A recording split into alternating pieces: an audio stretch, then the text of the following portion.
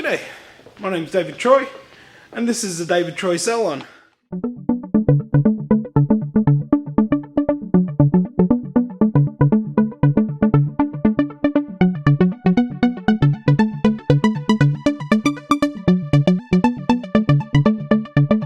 So 2018, look, I can't tell you how excited I am about this year. I've changed the concept of my salon a little bit. I've basically gone to a booth rental salon. So I have all booth rental hairdressers working in here now, which sort of changes the concept a little bit. I've got new software on my computer, which I'm so excited about. Thank you to the Salon guy that recommended the Iris, the software. It's awesome. I love it. You know what I love about this software? It automatically just sends out text message reminders. You know, it's a cool feature, but there's a lot of cool features in it. We're starting a loyalty program and much more. Anyways, I'm getting sidetracked. So let's just jump into the haircut. And this is my first haircut that I'm going to share with everyone this year. So I hope you like it. So this is Jay, my model, and we're going to give her a really short pixie haircut. So this is a before, but let's just jump into it. So I typically start these haircuts with my first section being pretty high up. It's just under the occipital bone. So when I take that first section to create my guideline, it's a pretty high section, and I'm tilting her head slightly forward, and it looks like I'm pulling it out at a 45-degree angle where I'm actually not, because she's got her head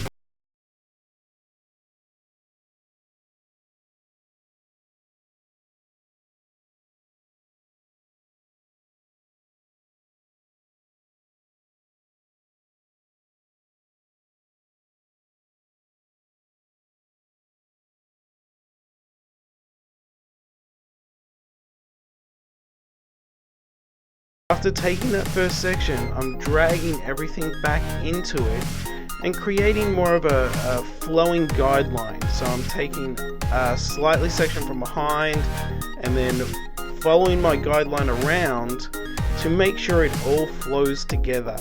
When I get to the sides, you can see I'm dragging it back, over directing it back just a little bit, just to keep a little bit of weight in there.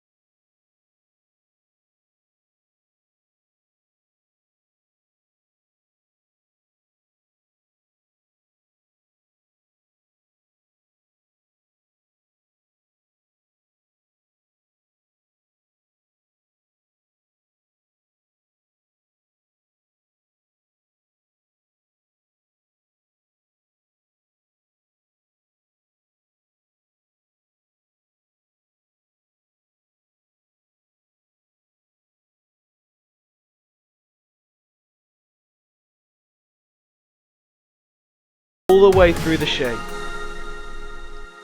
So you can see I'm slightly dragging, over directing it back, again pulling it back into my guideline, taking a little section from behind and grabbing that section to make sure everything flows in together.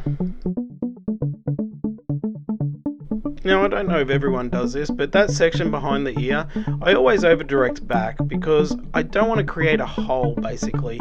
I just want to make sure there's enough weight in there so when I go back through it and texturize it, that there's not that hole behind the ear. So as I move on to the side sections, I haven't created a guideline down the bottom. Again, my guideline is in the middle of the haircut. So you can see that I'm making sure it's connected and I'm just following it all the way through to the very ends. Keeping a little bit of length because I want the softness, I want it wispy. I don't want it up and over the ear. I want to keep some softness to it. So I can go back through it and texturize it and personalize it. But I do follow a guideline. You can see I'm just pulling everything back or over directing it back. I'm taking vertical sections and just connecting the side.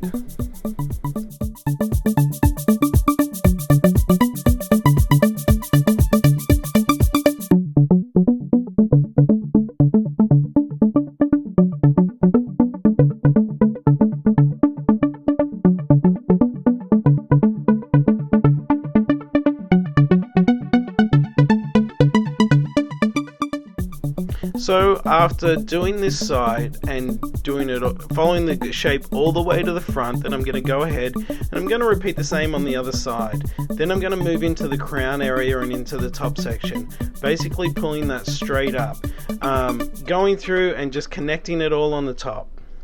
So Jay does have what we call a double crown, so I want to give her a lot of texture in there, so when she wears it there's no separations or no holes. So I basically go through and twist it and slightly cut into it to give it that choppy look. I want to lose that guideline now and just go through and personalize it, giving it a lot of